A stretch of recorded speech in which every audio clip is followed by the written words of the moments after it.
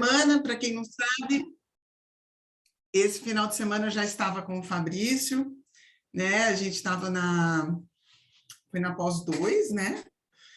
Falando sobre o eixo intestino-cérebro, e a gente vai falar um pouquinho hoje sobre essas ligações maravilhosas, né, que a gente tem sobre o sistema digestivo e o cérebro. E aí, Fabrício, hoje, da mesma forma como eu fiz ontem com a Anne, eu revi a sua aula, porque eu falei, eu quero fazer a coisa bonitinha, conversando com o Fabrício, lembra que eu tinha bastante tempo que eu tinha assistido a sua aula, e aí fiz a mesma coisa que eu fiz com a Anne ontem, fiz tudo escrevendo aqui, anotando, tirando fotinho, é muito gostoso, às vezes, a gente ser só aluno, né? Do que ser professor.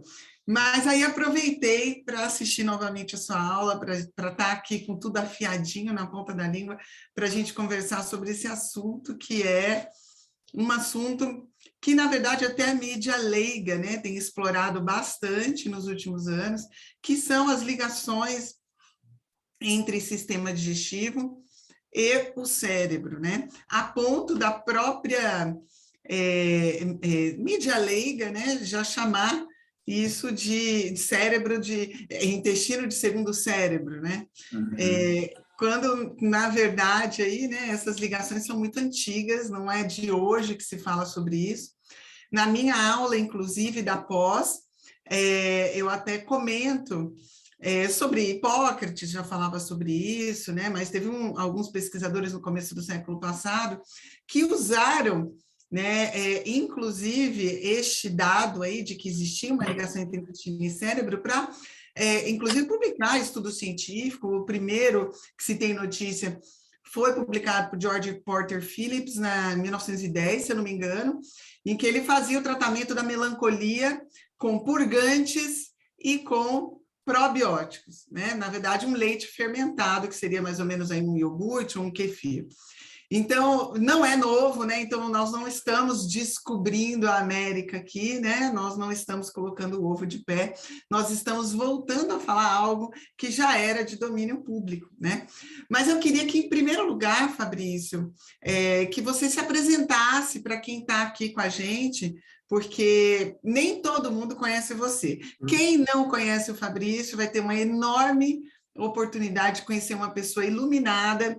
A sua aula, inclusive, a quarta parte da aula, eu acabei, assim, arrepiada, porque tocou até, assim, no meu coração, novamente, apesar de eu já tinha assistido, mas hoje me tocou novamente, porque você tem uma sensibilidade muito grande, você tem um poder de síntese, Fabrício, que é sensacional. Aí, se você pega novamente, lembra aquilo que eu falei na primeira aula e tudo se liga e tudo se encaixa, porque isso é característica de quem sabe sobre o que está falando, né? Não é decorado, né? É uma coisa que vem realmente de dentro. Mas conta um pouquinho sobre você, Fabrício, para as pessoas entenderem, em primeiro lugar, quem é Fabrício Assini. Tá bom. Quem é Fabrício? Tá me ouvindo bem, só para saber? Tá? O som tá bom? Tá perfeito. Bem? Tudo certo? Tá. Quem é Fabrício Assini? Acho que essa é uma pergunta boa, né? Resumidamente, eu sou farmacêutico de formação. Entrei na faculdade em 97. Resolvi fazer farmácia para fazer shampoo. Na verdade, eu gostava de química. É sério. Gostava de química, tomava banho, lia o rótulo do shampoo e tava lá, farmacêutico responsável. Aí eu falei para minha mãe, eu vou fazer farmácia para fazer shampoo. Olha, esse detalhe eu estou sabendo agora, hein, gente? Aí eu falei, eu vou fazer sempre gostei de ler rótulo de shampoo também, viu? Eu sempre tomando banho, fica lendo ali e tal. Exato. Hoje nem cabelo não tenho mais, né? Podia lavar a cabeça com qualquer coisa, mas fiz farmácia para fazer shampoo. Quando faltava um ano para me formar, não gostava de nada daquela história da farmacotécnica e tal. E completamente perdido, vamos dizer assim, andando pela Universidade Federal de Santa Catarina, vi um laboratório que era um laboratório de psicofarmacologia. Eu confesso que eu bati o olho na palavra e gostei da palavra e bati na porta do professor e comecei a trabalhar com ele. Então, assim, eu fiz farmácia, mas hoje eu me vejo muito como um neurocientista, Denise, que tenta aproximar essa neurociência que eu estudei na iniciação científica, no mestrado e no doutorado, da prática clínica dos profissionais da saúde. Então, eu fui, por anos, professor de graduação, dei aula de fisiologia, farmacologia e bioquímica por 16 anos em universidade. Então, cheguei a trabalhar, sei lá, 38 horas por semana dentro de sala de aula. Então, acho que essa facilidade que tu falas, assim, de resumir, de sintetizar, é o literal água mole em pedra dura, tanto bate até que fura, sabe? Já dei tanta aula na vida, mas tanta aula na vida que, nossa. E hoje, né? Hoje, aí em 2013, comecei a trabalhar numa pós de nutrição funcional, comecei a empreender nutrição funcional, e hoje eu tenho, né, uma escola que eu chamo de Escola de Neurociência Aplicada à Suplementação, que é um curso livre onde eu aproximo, eu faço isso, ou seja, eu aproximo essa minha visão da neurociência da suplementação para profissionais que tenham esse interesse. Então é isso, sou um cara que eu diria que desde 99 tenho o privilégio de ser pago para estudar o cérebro, entender o cérebro, e é isso, acho que pode ser assim, quem é Fabrício assim. Pode, né? E para quem não sabe, o Fabrício tem os cursos dele. Quem quer se aprofundar mais nessa questão da bioquímica e fisiologia cerebral, né, e quer aplicar isso no seu consultório, na sua vida, existem muitos cursos muito interessantes do Fabrício.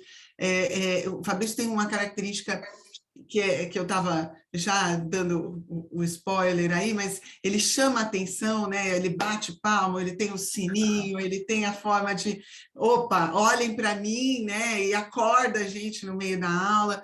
Então, assim, é sensacional. Parece, ele vai costurando a aula de forma que no final tudo se encaixa, né? Como se você estivesse realmente fazendo uma peça de roupa. Então, é maravilhoso, maravilhoso. E revendo a sua aula hoje, né, me ficou muito claro que existem alguns pontos específicos, né, que infelizmente não são abordados, e você até coloca uma coisa que eu achei interessante, lá na década de 60, quando a gente fala em depressão, que a gente veio aí, né, a teoria das monoaminas, e aí parece que tudo se resolve com uma pílula, né? Que né, até hoje muito utilizada, já foi chamada de droga da felicidade, que são os inibidores da recaptação da serotonina, né? E que foi muito importante na década de 60, como você diz, né? E ali de 60, 70, mas que encantou a indústria farmacêutica de uma forma que ela simplesmente se limitou, né, a trabalhar aumentando o neurotransmissor na fenda sináptica, né? Sem levar em conta que, na verdade, eu teria que produzir esse neurotransmissor, né? E eu teria que ter todas as enzimas funcionando de forma adequada para que não houvesse desvio, né, desses metabólitos aí, né? E aí você falou, olha, então, a partir disso, eu comecei, né, a pensar nos outros mecanismos envolvidos, né, que não apenas, né, a teoria da monoamina, por exemplo, na depressão, né? Fala um pouquinho para a gente quais seriam esses outros mecanismos, Fabrício. Perfeito. Obviamente não precisa se não precisa, aprofundar, né? Porque talvez não dê tempo, mas conta para a gente. Tá, eu diria assim, Denise, a minha crítica não é ao antidepressivo, não é. Que a gente precisa, vejo, né? eu vejo, A gente tem que pôr o pé no chão, né? Não é demonizando, né? Não. Existem pessoas que precisam tomar um antidepressivo e elas merecem tomar. A crítica que eu faço e que outras pessoas também fazem, não sou o único, com certeza, é olhar para o antidepressivo como a única ferramenta para o tratamento da depressão. Essa é a crítica e ela tem que ficar bem clara. E aí, se as pessoas me perguntassem, tá, Fabrício, mas por quê? Né? Por que tu faz essa crítica? Essa crítica é baseada muito na teoria das monoaminas da depressão. Se foi lá em 64, propuseram assim, a depressão seria causada pela falta de serotonina e ou noradrenalina no cérebro dos pacientes. E aí, se eu travei, vocês me avisem, pessoal, por favor, porque a Denise travou para mim. Só aí digam para mim, Juliana, você está me vendo? Faz um positivo para mim, se está me vendo, tudo bem? Estou te perfeito, vendo, Fabrício. Então, eu vou tocando aqui, tá? Tá. Se qualquer coisa me avisa, combinado? Aí, a ideia é... A Denise voltou, fechou, vamos embora. Então, a ideia qual é? A ideia toda é compreender assim, lá em 64, foi proposta uma teoria que para os anos 60 foi muito legal, que era a teoria das monoaminas para a depressão, que seria que a depressão seria causada pela falta de serotonina e ou noradrenalina. É isso que resumidamente diz a teoria. Legal, anos 60, legal. Era o entendimento que se tinha na época. O problema é que se a gente olhar o mecanismo de ação de praticamente todos os antidepressivos que foram produzidos dos anos 60 até hoje, a grande maioria deles, assim, eu diria 98% deles, gira em torno de tentar aumentar as quantidades de serotonina e ou noradrenalina. É assim que faz fluoxetina, sertralina, paroxetina, citalopram, escitalopram e assim por diante. E aí a pergunta vem né, mas o que a gente entendeu da neurobiologia da depressão nesses últimos 50 anos que fazem com que a gente diga assim, olha, tratar a depressão única e exclusivamente com antidepressivo é que é o equívoco, né? Essa é a crítica, ou seja, a crítica é a pessoa tomar um comprimido de fluoxetina e dizer, pronto, não preciso fazer nada além. Então, se eu tivesse que pensar na minha cabeça assim, alguns pontos, vem imediatamente 3 ou 4 pontos. Qual é a questão? Primeiro ponto é assim, se você me perguntar, Fabrício, hoje, 2022, temos ainda a relação entre déficit de serotonina e depressão? Temos. Mas a pergunta é, o que causa o déficit de serotonina? Né? Que falta serotonina, falta. Assim como falta dopamina em alguns casos, assim como falta GABA em outros casos, ou sobra glutamato em outros. Mas a grande questão é, tá, o que está causando essa falta?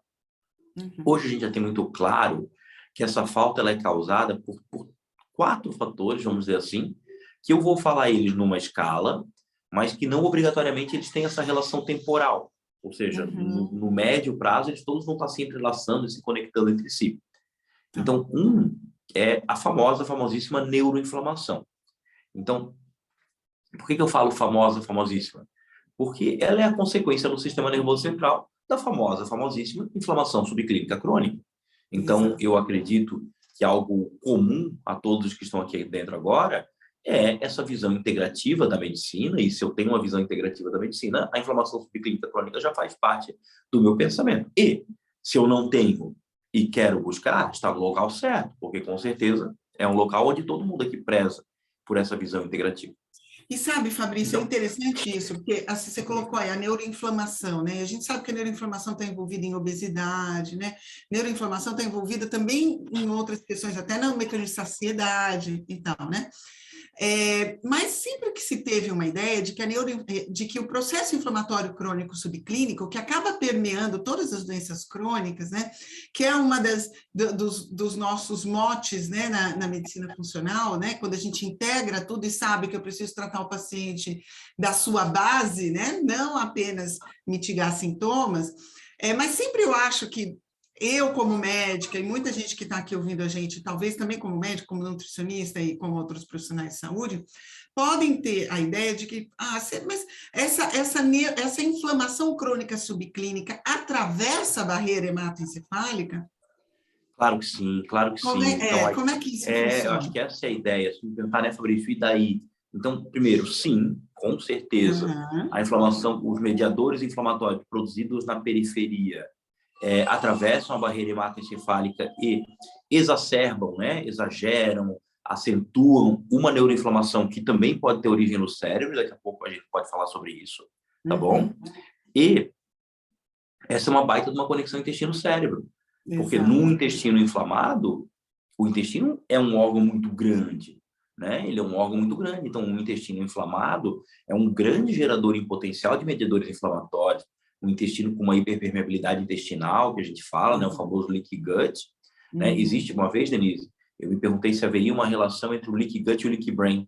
Quem que é o leaky brain? O leaky brain é a barreira hematoencefálica que vaza, né? Seria um paralelo da hiperpermeabilidade intestinal, e tem muita relação.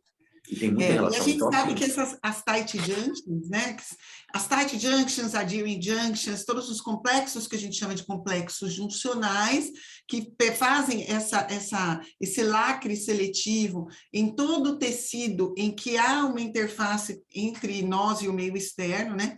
Mas todo local que eu quero preservar, eu tenho um complexo juncional. E no cérebro também.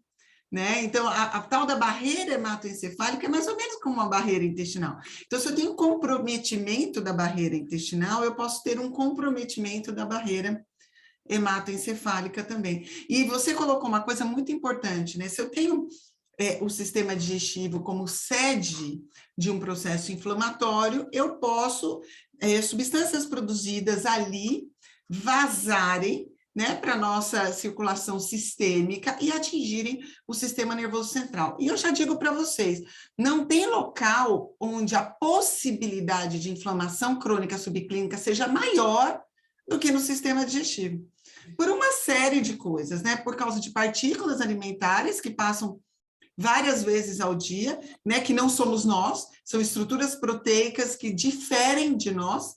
Então, ali já tem um estimulante. A gente tem trilhões de micro-organismos que também não somos nós, que, por sua vez, também produzem muitas substâncias, né, próprias do metabolismo delas, que também podem vazar, né, e comprometer essa barreira e estimular o sistema imunológico, desarranjar tight junctions e levar à permeabilidade intestinal aumentada. Então, se tem um lugar onde este fogo inflamatório pode e normalmente começa no sistema digestivo. Então, a gente já tem a primeira ligação aí que o Fabrício colocou, né? Um dos mecanismos que faz o desbalanço dos neurotransmissores é um mecanismo de neuroinflamação. E aí a gente já sabe que, normalmente, essa inflamação crônica subclínica se inicia onde? No sistema digestivo. E aí, assim, enquanto tu falavas, eu fiquei pensando comigo mesmo, ou seja, e aí a gente pode fazer o pensamento ao contrário, ou seja, na hora que eu tenho consciência que o intestino é um grande gerador de mediadores inflamatórios, eu também passo a ter consciência que esse ataque ao funcionamento intestinal também vai repercutir no sistema nervoso central, né? Acho que essa é a questão que tem que ficar muito clara, ou seja, tudo pode ser olhado por um modo ou por outro modo. E quando eu tenho essa consciência, eu vejo, poxa, que importante esse ataque no intestino, porque a ideia, quando a gente pensa em fatores que levam à depressão, é lembrar que a neuroinflamação ela é um dos fatores muito importantes. E aqui a gente está falando de depressão, mas ela poderia estar presente, a neuroinflamação, no autismo, no TDAH, no Alzheimer, no Parkinson, na esclerose múltipla, nas epilepsias, na enxaqueca. Então, eu ouso dizer, Denise, que em maior ou menor grau, a neuroinflamação conecta todas as psicopatologias ou doenças neurológicas que eu conheço, sabe? Em maior ou menor grau, sempre terá um componente de neuroinflamação. E aí existe um outro ponto que é legal também que a gente pense, porque é uma outra conexão intestino-cérebro, só que talvez essa cérebro-intestino, que é o quê? Que é o estresse. Então, ainda há pouco tu me perguntou, né, Fabrício, tá, mas e esses mediadores inflamatórios periféricos, eles podem penetrar a barreira hematoencefálica e exagerar e fazer a neuroinflamação? Eu falei, sim, eles vão exagerar, mas eu tenho que ter consciência que também existem fatores de cima para baixo que causam neuroinflamação. E um fator importantíssimo é o que a gente chama de estresse crônico prolongado. Então, eu não estou falando de um estresse agudo, eu acho importante que estresses agudos aconteçam, não chega a ser um problema para mim. O problema é estar submetido a um estresse frequente durante muito tempo. Esse que é a questão e esse que realmente é o problema. Então, sim, o estresse é um grande gerador de neuroinflamação também. E aí, uma vez, eu me perguntei assim, poxa, como que o estresse gera neuroinflamação se ele ativa o eixo HPA e o cortisol é anti-inflamatório? Né? Se a gente para pensar no primeiro momento, é anti-inflamatório. Só que aí o que a gente precisa sair do eixo HPA nessa conversa sobre o estresse. Ou seja, sim, o estresse ativa o eixo HPA e o cortisol é anti-inflamatório, mas o estresse não ativa somente o eixo HPA. Esse que é a questão. E aí o estresse ativa também o sistema nervoso autônomo simpático, o estresse promove a liberação do que a gente chama de DAMPs. Então a gente tem no intestino os famosos MAMPs, são os padrões moleculares associados a micro-organismos, né? Mas o estresse promove a liberação de DAMPs, que são os padrões moleculares associados a DAM. E esses DAMPs ativam os famosos Toll-like receptor, que aí vai ativar NF-κB e vai perpetuar o processo inflamatório. Então, no fim das contas, quanto mais eu começo a entender, eu começo a perceber por que existem indivíduos mais suscetíveis do que outros, às vezes, aos mesmos insultos ambientais, né? A gente pode pensar em N exemplos, assim, né? 2 indivíduos que, às vezes, fazem o mesmo processo infeccioso e um responde de maneira muito mais exagerada do que o outro, né? Você colocou uma coisa agora que eu achei muito interessante. Você colocou, olha, mas o cérebro também pode, por sua vez, alterar né, o funcionamento digestivo, né? Então, a gente fala muito de baixo para cima, mas também de cima para baixo. E a doença mais clássica que a gente tem dentro do sistema digestivo, como uma fotografia, né, dessa interação intestino-cérebro, mas principalmente de cima para baixo, é a síndrome do intestino irritável. Né? Ela é classicamente, né, chamada uma alteração dessa interação cérebro-intestino. E quando a gente fala em estresse, a gente já sabe, né, que o aumento do tônus simpático, que é uma outra coisa que eu coloco em várias aulas da pós, esse aumento do tônus simpático faz com que haja um aumento da inflamação, porque existe uma resposta anti-inflamatória, que é chamada resposta anti-inflamatória colinérgica, que tem a ver com o parasimpático. Quando o simpático está muito estimulado, eu tenho uma inibição relativa do parasimpático. Né, que a gente tem aí, com certeza você vai tocar no assunto dele, que é o nervo vago, né, que eu sei que é mais uma coisa que você estuda. Então, quando a gente tem um estresse crônico, né, com uma inibição crônica desse parasimpático, cadê a resposta anti-inflamatória colinérgica? Né? A gente tem a balança pendendo para a resposta inflamatória crônica, né? Então, é aqui de cima para baixo. Então, as duas coisas, que classicamente, a gente quando fala em eixo intestino-cérebro, as pessoas lembram mais do cérebro mudando o intestino. Por exemplo, né, eu fiquei ansioso, eu fiquei nervoso, me deu uma diarreia. Né? Eu tenho que ir no banheiro, ou, por exemplo, eu vi aquela pessoa que eu estou apaixonada, eu tive aquelas borboletas no estômago, né? Que é aquela vasoconstricção que a gente tem no leito esplâncnico, que gela o estômago, né? Então, a gente lembra disso, pô, eu fico nervoso, eu vou no banheiro, né? Eu fico nervoso, ou eu prendo, né, de vez o intestino, ou eu viajo, como eu não estou muito à vontade naquele ambiente, meu intestino prende, né? Então, as pessoas, elas têm mais essa noção do que o cérebro comanda, mas o de baixo para cima é que eu acho mais difícil. Então, você colocou aí a primeira coisa das pessoas perceberem, né?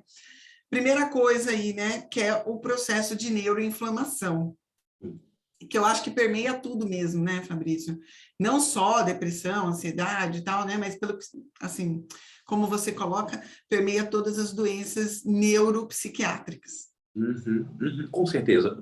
Porque assim, ó, se as pessoas me perguntassem, tá, já entendi que o cérebro também é um órgão de choque para o processo inflamatório subclínico crônico, beleza.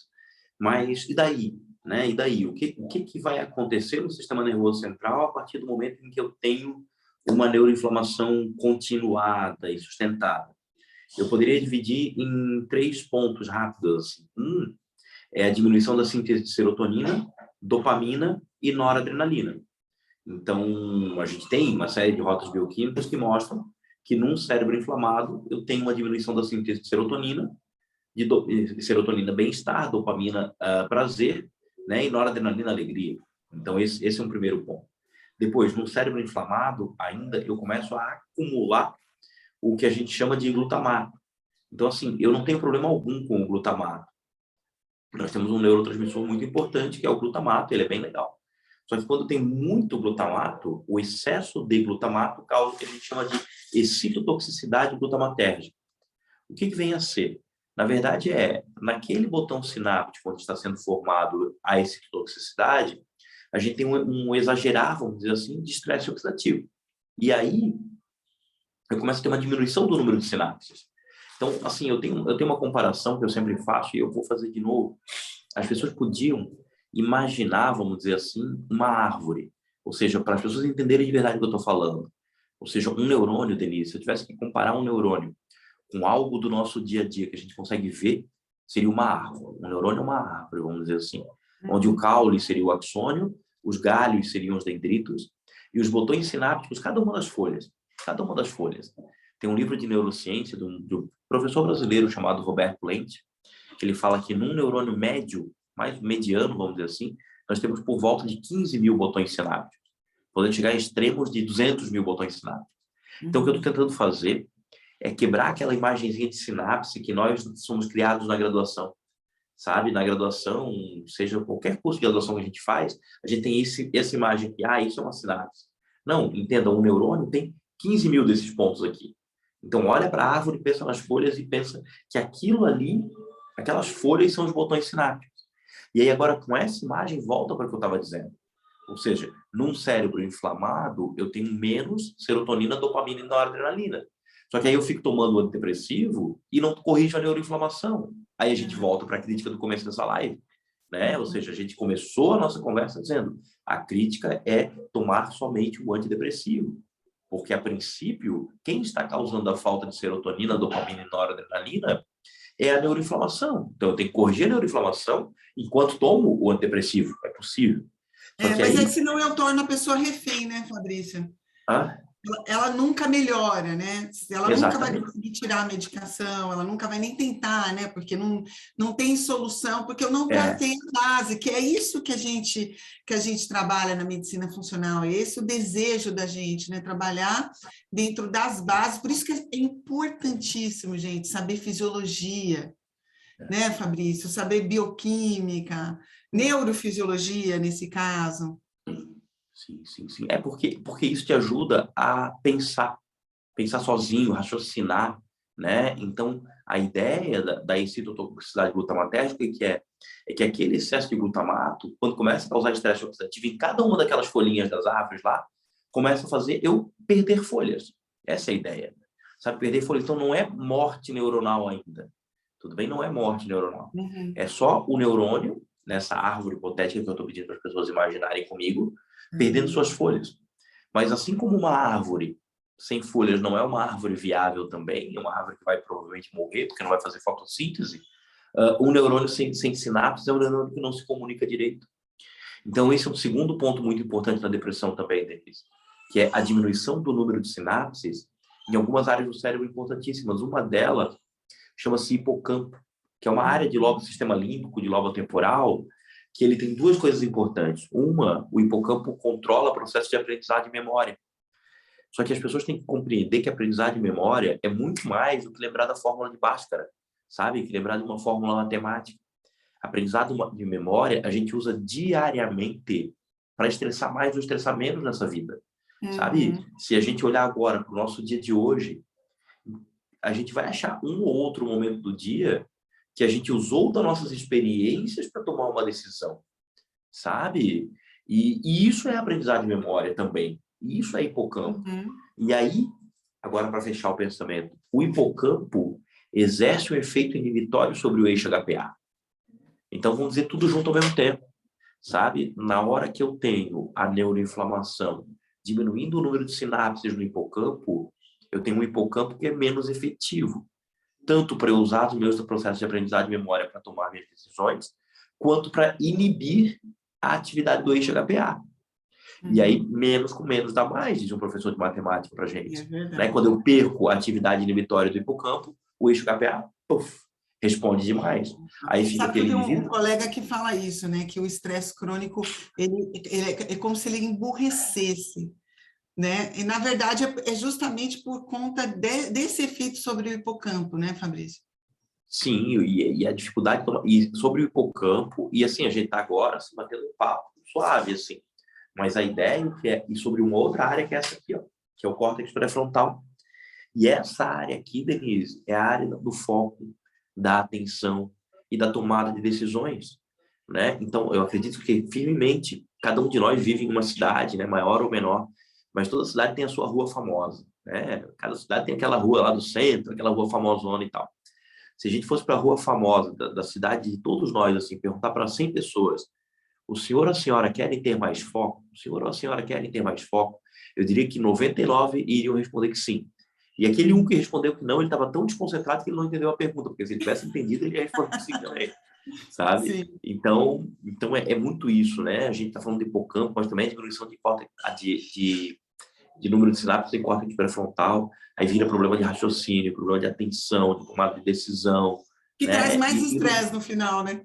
Claro, Claro, Esquece de pagar a conta, né? Começa a dever dinheiro sem querer, às vezes tem até dinheiro no banco, mas não pagou a conta porque esqueceu, não sabe onde está as chaves, aí tem que chamar um chaveiro para arrebentar a porta de casa. Ou seja, né? Só traz mais problema, né, Fabrício? Exatamente. Muito interessante isso que você colocou.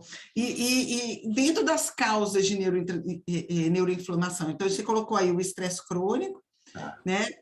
A gente já falou aí o sistema digestivo com a permeabilidade intestinal aumentada, né, como um dos fatores de neuroinflamação. O que mais Vamos lá. poderia causar? Obesidade visceral, um clássico. Privação do sono, outro clássico. Resistência à Sedentarismo, insulina. né? Sedentarismo, resistência à insulina, um outro clássico também. E eu quero chamar a atenção de dois, Denise, que talvez não sejam tão clássicos, mas eu acho, em respeito a quem está aqui nos ouvindo agora, assim, pancadas na cabeça que tenham levado à perda de consciência. Não é qualquer pancada na cabeça, por favor, sabe? Mas uma pancada na cabeça que levou a um desmaio, que levou a uma perda de consciência. Isso é um fator ativador de micróglia. Então, nós temos uma célula no sistema nervoso central, que é a micróglia, que ela é como se fosse o sistema imune do sistema nervoso central. E ela transita num estágio anti-inflamatório e num estágio pró-inflamatório. E pancadas na cabeça que levam à perda de consciência levam à ativação da micróglia. Então, isso é um fator importante de ser considerado. E um outro que eu gosto de chamar a atenção, e aí, claro, aqui provavelmente a gente tem nutricionistas, a gente tem médicos de várias especialidades, e às vezes nós não somos treinados a apagar ou a acalmar certas feridas que nós tocamos numa consulta, né? Então, a gente tem que ter zelo com o que a gente fala ou pergunta, se a gente não consegue apaziguar essa alma depois, né? Mas um estresse muito severo na infância e na adolescência também, Denise. Então, assim, aí eu não estou falando de, meu pai me deu uma chinelada na bunda um dia na vida, tudo bem? Eu estou falando de, assim, né, Fabrício? abuso sexual, negligência parental, entendeu? Ou ver o pai batendo na mãe pode ser um estresse para uma criança também, entendeu? Ou conviver com violência extrema, não precisa ser nela, né? Para uma criança, a violência pode ser na mãe, né? Então, estresses muito severos na infância e na adolescência também tem consequência na vida adulta, sabe? Então, se a gente quiser, né, pensar de verdade sobre a neuroinflamação, esses dois fatores eu tinha a obrigação de dizer. E aí, falando de neuroinflamação, e você falou aí dessas experiências, né, durante a infância, enquanto a gente está modulando e formando esse tecido neurológico, né, quando está desenvolvendo o sistema nervoso central, a gente já tem estudos mostrando que isso causa a diminuição do BDNF, né? Que é o fator neurotrófico derivado do cérebro. É uma outra consequência da neuroinflamação, né? Ou seja, é a última consequência, ou seja, e a neuroinflamação ainda causa diminuição de BDNF e de neurogênese, né? Que num adulto é a neurogênese hipocampal, mas numa criança é neurogênese como um todo, assim. Por isso também é importante a gente vigiar não só os estresses que essa criança passa, né? Mas também aquilo que ela come, né? E o intestino dela, ou criança usando inibidor da bomba de prótons, por exemplo, né? Tem tantas crianças que às vezes são submetidas a tratamentos gástricos com inibidor da bomba de prótons, e esse é um período muito sensível de janelas de oportunidade para neurodesenvolvimento, tanto para o bem quanto para o mal. Tanto para o bem quanto para o mal, com certeza. E privações também nutricionais, né, Fabrício? Não só, né, porque o que a gente vê mais, na verdade, é a obesidade infantil, né? A gente está vendo aí crianças já muito novas desenvolvendo diabetes tipo 2, né? Então, não com mecanismo imunológico envolvido, com dislipidemias, né? Crianças já com doenças cardiovasculares de adultos, né? Então, a gente vê o abuso da resistência insulínica, o excesso de carboidrato simples, o carboidrato vazio de nutrientes, e aí a gente vai para o outro lado, né? A privação de nutrientes, né? Sendo que aí o sistema digestivo já participa muito ativamente, né? Porque uma vez que no ser humano o alimento para entrar, né, para ele ser quebrado, processado e absorvido, precisa passar pelo sistema digestivo. Então, está aí mais um outro papel, que é o papel papel mais óbvio, vamos dizer assim, né, do sistema digestivo, no fornecimento de nutrientes para esse sistema nervoso central. E aí não é só na criança, né, Fabrício? No adulto também.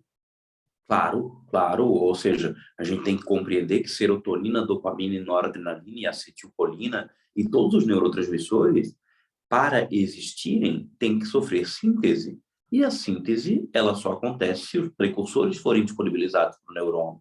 Então, eu preciso do triptofano para fazer serotonina, da tirosina para fazer dopamina, da colina para fazer acetilcolina, e assim por diante, né? E assim por diante. Então, a gente sempre conversa, quando conversamos e tal, eu digo, olha, a conexão intestino-cérebro mais óbvia e que tem que ser dita é o intestino como um fornecedor de nutrientes também para o cérebro.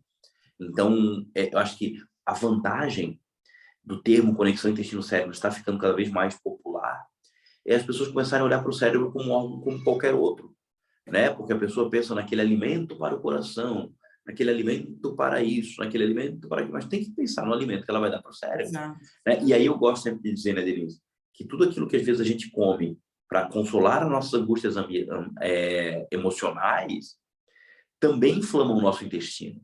Então, todo mundo um dia já esteve meio triste por algum motivo, somos seres humanos, é normal, ninguém precisa ficar feliz 24 horas por dia, 7 dias por semana, né? Não é isso. E aí, nesse dia, talvez a gente tenha descontado num alimento mais calórico, assim. Ok, um dia ou outro, não, sem extremos, né?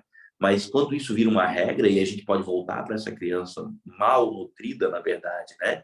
A gente tem vários obesos mal nutridos, com certeza. E isso também gera inflamação no intestino. Então, esse alimento altamente calórico, ele promove a liberação de dopamina no núcleo accumbens quando ele é ingerido, claro. Né? A gente come e fica feliz, e sente prazer naquela hora ali. Mas depois que ele entra no nosso tubo digestivo, ele ajuda a perpetuar, com toda certeza, esse processo de inflamação no intestino. Exatamente. E sabe que você fala uma coisa na aula também, que a gente obviamente vai tocar en passant aqui, mas ontem a minha conversa ontem foi com a Anete Marum, né, que é a nutricionista que trabalha aí, que você conhece, que trabalha com nutrigenômica. E a gente tocou no assunto da MTHFR, né, dos polimorfismos ou da variância genética do MTHFR, que é muito frequente em pacientes que têm problemas digestivos, né? Principalmente doenças inflamatórias intestinais e síndrome do intestino irritável. E aí a gente vê aí mais um link com saúde mental, né, Fabrício? Muito grande, Denise. Assim, a gente falava ainda um pouquinho sobre a síntese de neurotransmissores, por exemplo. Nem vou falar de epigenética, assim, nem vou ficar bem antes. A MTHFR, né, ela participa de uma série de uma reação no ciclo do folato, mas ela também ajuda a produzir um precursor, um cofator para a síntese de serotonina, dopamina e noradrenalina. Esse cofator é a tetrahidrobiopterina. Então, se eu tivesse que descrever rapidamente a síntese da serotonina, eu tenho o triptofano sendo convertido em 5-HTP. E essa conversão é dependente da atividade de uma enzima, que é a triptofano hidroxilase, e de um cofator, que é a tetrahidrobiopterina. Então, num paciente que tenha polimorfismo para MTHFR, ele tem menos da BH4, que é a tetrahidrobiopterina, consequentemente menos síntese, né, de neurotransmissores. Tanto vale o mesmo comentário para a serotonina, quanto o mesmo comentário vale para a dopamina e noradrenalina. Só que aí eu trocaria a enzima, né? A enzima agora seria a tirosina hidroxilase, exatamente. Então, ela é chamada de BH4, né? BH4, exato. BH4. A BH4 é um cofator para a atividade das enzimas que vão fazer essa transformação do triptofano em 5-hidroxitriptofano, né? No caso, e aí a triptofano hidroxilase. Então, quem tem o polimorfismo da MTHFR e, desse modo, tem uma diminuição da disponibilidade do ácido fólico na forma ativa, né, metilado, eu vou ter menos desse cofator, é isso, Fabrício? Essa é a ideia, exatamente. Então, é um grupo de pessoas bem grande, na verdade. Exato, aqui no Brasil 30% tem em heterozigose, então a incidência é muito alta, né? Exatamente. Então, e aí, se dentro desse grupo eu ainda tenho um grupo de pessoas com doença do sistema nervoso central, é um grupo que precisa ser avaliado também nesse quesito para que a gente aumente as probabilidades de sucesso no tratamento para depressão ou qualquer uma das psicopatologias que a gente esteja falando.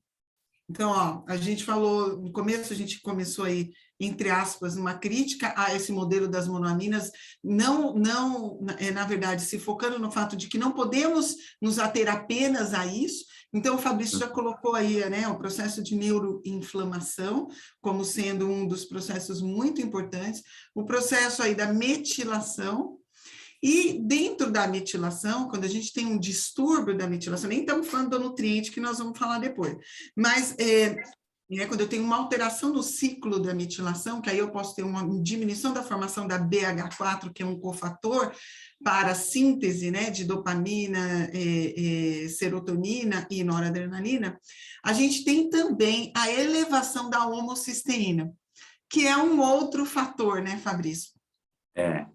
Homocisteína alta, Denise, ela não é só um marcador de risco para doenças do sistema cardiovascular, ela também é um marcador de risco para doenças do sistema nervoso central, e a homocisteína alta, ela própria, também ativa os Toll-like receptors 4, ou seja, ela também acentua a neuroinflamação, e ela também liga-se no receptor NMDA do glutamato. Aí tu me diz, pô, mas e daí a coisa toda? E daí que, na verdade, esse receptor era aquele que a gente estava falando uns 15 minutos atrás. Então, ainda há pouquinho eu falava sobre a excitotoxicidade glutamatérgica, que era aquele aumento do número de glutamato e a diminuição do número de sinapses. Então, não é só o glutamato que vai ter afinidade pelo próprio receptor. Outras moléculas em concentrações normais não tem. Então, a gente não vai condenar a homocisteína. É tudo uma questão de afinidade, né? Então, numa quantidade normal, ela tem lá os efeitos dela. Quando aumenta a quantidade de homocisteína, que ela passa a ganhar afinidade pelo receptor NMDA e, consequentemente, contribuir também ainda mais para excitotoxicidade glutamatérgica. Por isso que eu sempre bato na tecla da necessidade de a gente ter como objetivo trazer essa homocisteína para um valor ali próximo de 7, 7,5. Isso eu ia te perguntar. No caso do sistema nervoso central, tem um valor ótimo dessa homocisteína, então entre 7 e 8? Isso, por aí, é o ideal, é o valor assim para a gente ficar tranquilo para que isso que eu estou falando agora não aconteça e eu tenha um bom marcador ali para a gente. Então, outra questão aí, mesmo porque a gente sabe que para que eu elimine a homocisteína no ciclo hepático de detoxificação, então olha lá um eixo fígado, cérebro também, né? Porque, bem, a gente nem precisa ir muito longe, né? Qualquer profissional de saúde já ouviu falar de uma coisa que se chama encefalopatia hepática, né? E a encefalopatia hepática é engraçado porque quando a gente fala em encefalopatia hepática, parece que só existe, né? Uma pessoa que o fígado é 100% e uma pessoa que o fígado é 0%, né? Aquele cara que tem a encefalopatia hepática, como se não existisse nada aí no meio desse caminho. Então, pessoas com variâncias genéticas, polimorfismos, que alteram os processos de detox hepático, também podem ter represamento não só dessa homocisteína, mas de outras substâncias que deveriam ser eliminadas que podem ter atividade neurológica, né, ou neurohormonal. Então, por aí a gente tira, por exemplo, metabólitos microbianos, né, que a gente tem vários hoje que já estão relacionados, inclusive, com o eixo HPA, né, com o eixo de adicção, né, então, com pacientes que têm vícios, né, por bebida, né, por comida, por que não, né, também. Então, tem ainda um órgão aí no meio desse caminho, que é o fígado, que também sofre alterações genéticas, né, e que também pode estar sofrendo, sobrecarregado por um intestino também inflamado e cheio de microbiota disfuncional, e além de tudo, vazando, fazendo com que eu absorva mais coisas do que eu deveria, e esse fígado não consegue segurar tudo, e também sofre. Mas não podemos esquecer que para que eu quebre esta homocisteína, eu preciso de uma série de substâncias. Eu acho que a gente podia terminar essa live aqui, que assim, que já tem muito dado, um extremo resumo, tá, do nosso módulo de eixo intestino-cérebro. Nosso módulo de eixo intestino-cérebro tem o professor Fabrício Assini, com 4 aulas, se eu não me engano, e tem eu também com mais 4 blocos de aula. A gente tem ainda a Ana Silvia, que é uma psicóloga que trabalha aí junto de síndrome do intestino irritável, de doenças funcionais do sistema digestivo, burnout, né? A gente tem que aprender a conversar com o paciente sobre isso e também a se tratar, porque grande parte daqueles que são vítimas do burnout são os profissionais de saúde, né? Então, a gente também tem que ser um exemplo daquilo que a gente prega. Então, isso é importante, né, Fabrício? Mas para a gente caminhar para o final, agora a gente mostrou várias ligações, né, entre o sistema digestivo e o sistema mental aí, mas a gente sabe que existem nutrientes que se todo mundo tivesse aqueles nutrientes numa quantidade fisiológica, a gente ia ter uma redução importante aí, provavelmente, da morbimortalidade, inclusive a mortalidade de doenças mentais, né? Então, Fabrício, cita para a gente quais nutrientes seriam importantes aí associados ou não às medicações inibidoras de recaptação. Tá, beleza, vamos lá, obrigado. Bom, primeiro eu diria... Joguei uma bola para você aí. Tá, não, bem tranquilo, bem tranquilo. Eu diria que o primeiro para mim, Denise, não é exatamente um nutriente por definição, mas é a vitamina D. Então, a primeira coisa assim, trazer uma vitamina D para cima de 60. Não preciso muito maior que 80, Denise. Entre 60 e 80 já estou bem feliz, tá bem legal. Sabe? Tá bem legal. Depois, quando eu penso para o sistema nervoso central, vitamina B6, fundamental. B6. Aí a gente já poderia fazer o trio B6, B9, B12. Pronto. Né? B6, B9, B12. E aí, como a gente sabe que o complexo B trabalha em sinergismo, a gente poderia pensar em todas as do complexo B, mas B6, B9, B12 e B3 são fundamentais. Então, vamos botar B3, B6, B9 e B12 são fundamentais. Depois, um micronutriente que eu vejo como muito importante para o funcionamento do sistema nervoso central é magnésio. Magnésio por 2 motivos. Gente, magnésio é para tudo, né? Quando a gente fala em sistema digestivo, então... É porque aquela coisa, né? Tudo que a gente sabe sobre o ATP, a gente só sabe porque tinha um magnésio ligado nele. Ou seja, a gente estudou ATP e o ATP ele é tão importante, mas tão importante para a gente, que a gente não fala sobre ele. Ele é aquela coisa assim maior de tudo e a gente nem fala sobre ele. Mas assim, o cérebro consome 20% do ATP diário, né? Então, esse órgão pequenininho aqui consome essa quantidade toda de ATP. Então, o magnésio vem para isso, né? Para ajudar a formar ATP, a B3 também. Então, tem B3, B6, B9, B12, magnésio. Zinco também, fundamental. Zinco fundamental. E eu vou fazer uma provocação, na verdade. Oxigênio. Oxigênio. Não. Oxigênio, sério. Sabe, o oxigênio não é um nutriente, mas a gente não para pensar.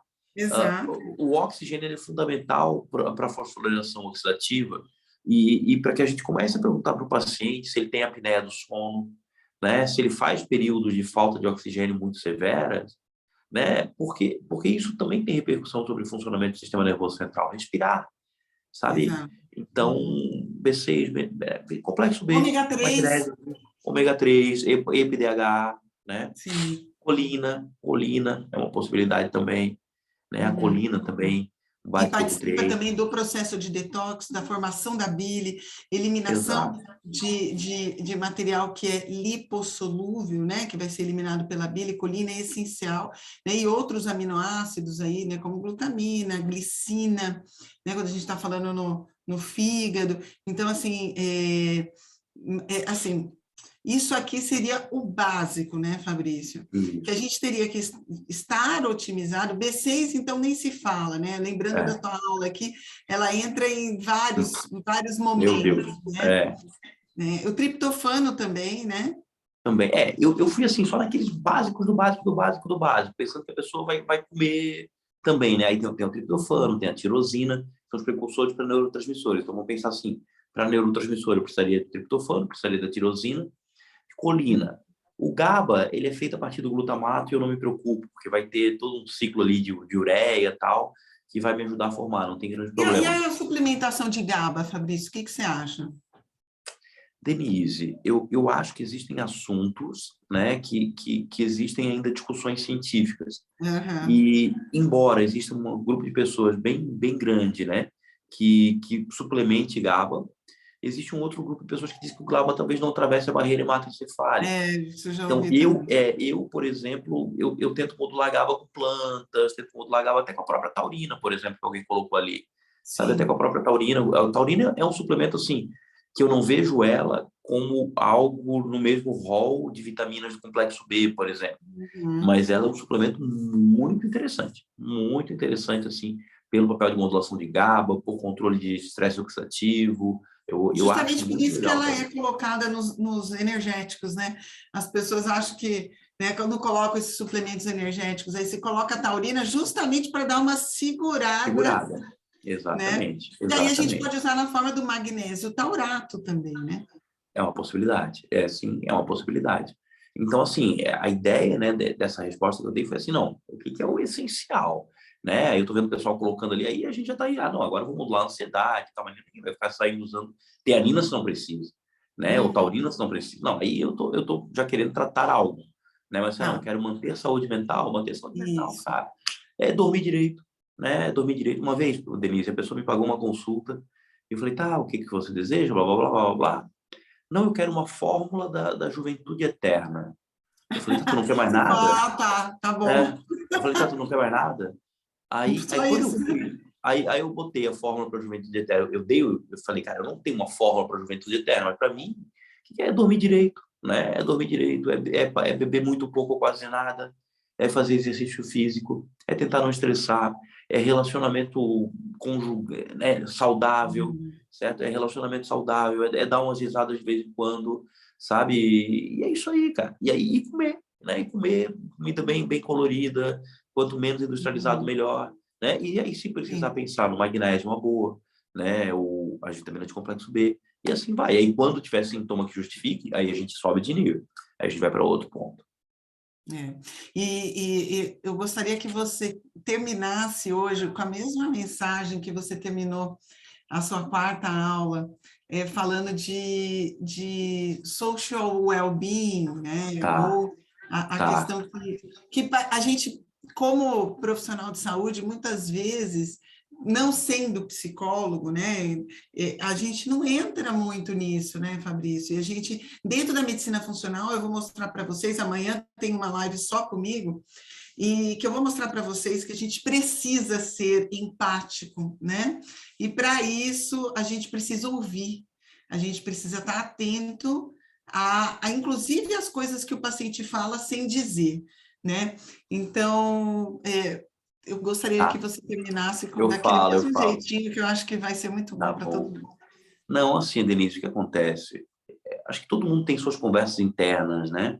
E há muito tempo atrás, eu estava numa dessas conversas comigo mesmo, assim, e eu falei comigo, falei, pô, Fabrício, é um cara que estuda depressão, suicídio, esquizofrenia, tu estudou coisas duras, né? Que às vezes os exemplos não são, assim, melhores exemplos. Por que tu não reserva um pouco do teu tempo para estudar outras coisas também que tu também gosta? E eu sou um cara que, embora seja um neurocientista, um psicofarmacologista, eu sou um cara muito curioso com várias coisas e com experiências e com religiosidade, espiritualidade, amor e tal. E eu comecei, alguns dias da minha vida, estudar coisas que, a princípio, não são palpáveis, né? Então tem dia que eu vou para o PubMed, estudo neurobiologia da religiosidade, outro dia eu estudo neurobiologia da prática da fé, e assim por diante. Até que um dia eu falei, eu quero saber o que acontece no corpo de alguém que se sente amado. Essa era a ideia, né? Que se sente acolhido por outro alguém. Porque eu tinha lido um outro trabalho que era a neurobiologia da solidão, né? Eu tinha lido um trabalho da neurobiologia da solidão e tal, e era muito duro o trabalho. Eu falei, vou fazer o contrário agora eu vou estudar o que acontece no corpo de alguém que se sente acolhido, que se sente amado pela família, pelos amigos e assim por diante. E achei vários trabalhos. E existe um questionário da literatura que mede que a gente chama de social well-being, ou seja, quando a gente se acostuma a ler artigo científico, a gente vê que os autores eles sempre usam questionários validados para quantificar comportamentos que são difíceis de serem quantificados. E esse questionário chama Social Wellbeing, que mede o quão acolhida e satisfeita a pessoa se sente no relacionamento dela com os familiares próximos e com os amigos. Então, é uma coisa quase meio de amor fraterno, assim, de estar bem no lar e assim por diante. Vocês me perdoem, porque a minha rinite resolveu atacar hoje, assim, eu estou aqui me aguentando, mas vai dar tudo certo. E aí, a ideia qual é? A ideia é que eu achei um trabalho que eles avaliaram. Eu vou contar outro trabalho primeiro, antes desse, Denise. Não estou com tanta pressa de terminar assim. Teve um trabalho muito legal que eu li na época da pandemia, que foi assim, ó, que era o efeito de uma ligação telefônica sobre marcadores de sistema imune no paciente. E a ligação telefônica era de um filho ou de um parente próximo, num adulto maior, né, num idoso, e essa ligação do filho para o idoso melhorava o sistema imune dele, aumentava parâmetros de sistema imune positivos, assim, de defesa do sistema imune. Então, eu lembro que eu fiz um vídeo sobre isso e falei, olha, às vezes você não precisa estar perto, né? Você não precisa estar do lado. Se você já se fazer sentir perto, já é alguma coisa também. E esse trabalho que eu li era um outro trabalho, que ele usava o social well-being para mulheres que tiveram feito mastectomia. E eles acompanhavam as mulheres, então, por mais 6 meses após a cirurgia, e eles faziam dosagem de citocinas, e quimiocinas e fatores pró-metastáticos. E o que eles viram nesses 6 meses era que quanto maior era esse sentimento que ela tinha de acolhimento com a família e com os amigos, menores eram os valores de citocinas, quimiocinas e fatores pró-metastáticos. E foi ali que eu pensei, falei, pô, então o amor é anti-inflamatório também. Então, a ideia é muito essa, né, Denise? É compreender que tem séries de aspectos e, com certeza, o acolhimento, quando a gente fala de doença do sistema nervoso central, é fundamental. Maravilhoso. Ou seja, né, a gente tem um papel e a gente tem uma sorte de a gente estar num país em que o profissional de saúde, infelizmente, perdeu muito, mas a gente ainda tem um grau de empatia. Eu sei, porque assim, eu tenho, você com certeza também, Fabrício, eu tenho pacientes que moram no mundo inteiro, né, e brasileiros, né, na sua maioria. E a maioria que se consulta comigo fala a mesma coisa, né? Poxa, eu estou aqui na Inglaterra, eu estou na Indonésia, eu estou no Japão, né? Eu estou no Canadá, e aqui as pessoas não conversam, né? Os médicos não têm assim, calor humano, empatia e tal, né? E as pessoas sentem muito falta disso. Eu acho que a gente ainda, resgatando a medicina funcional, a gente ainda tem muito mais isso, porque a gente, quando quer, como um detetive, né, procurar a raiz do problema, às vezes ela está ali, escondidinha na conversa com o paciente, né, que você acaba pegando ali numa mensagem subliminar e você fala assim, bem, a saída desse paciente não está em mais uma prescrição, né? A saída desse paciente está em tornar consciente aquilo que ele ainda não tornou consciente. Então, a gente tem um papel muito importante nessa empatia, né? Em se colocar em lugar do paciente. Então, eu, inclusive, no meu segundo livro, né, Imunidade, Intestinos e Covid, o último capítulo se chama Exposome, que é tudo aquilo que a gente se expõe ao longo da vida, que tem poder de, no caso, né, estimular ou modular a imunidade. E ali eu falo do amor, da relação sexual, de você ter um pet, né, de você ter um hobby, de tocar um instrumento, de você outras coisas que, inclusive, já é comprovado, né, com esses não só com os questionários, né, mas com exames, inclusive, que modulam a presença de células imunológicas, né, que tem o poder aí de contra-saúde. Desculpa, eu tô a live inteira tentando não espirrar, já fez. Ele estava assim, Denise, para de falar que eu vou espirrar. Eu falei, meu Deus, agora não deu. Mas é isso, né? Resumindo aí, o nosso papel também vai ser nesse sentido, né? De ajudar o paciente a encontrar aquilo que faz sentido em sua vida e que pode, né, clinicamente, né, melhorar a produção aí de fatores anti-inflamatórios, né? E com o passar do tempo reduzir a neuroinflamação também. Muito obrigada, Fabrício, muito obrigada a todos que estiveram aqui. Amanhã nós vamos estar comigo mesma, tá? Sozinha. E aí a gente vai falar um pouquinho mais. A gente, nessas lives, nós conversamos, então, sobre o eixo intestino-cérebro, sobre nutrigenômica, e conversamos sobre síndrome metabólica com o Dr. Bruno César, com essa ligação também com o sistema digestivo, e não esquecendo que síndrome metabólica, né, também está por trás aí da neuroinflamação, né? Então, está tudo interligado, e hoje a gente fez deu a amarradinha, né? E amanhã estaremos, então, novamente por aqui, não percam, eu vou dar uma passagem geral sobre os módulos que nós teremos na pós e a minha paixão pela medicina funcional. Muito obrigada, Fabrício, de coração, obrigada a todos que estiveram aqui, melhora dessa rinite aí. Valeu. Deve ser o lugar onde você está agora. Sim. Tadinho. Um beijo, meus queridos. Boa noite, até amanhã.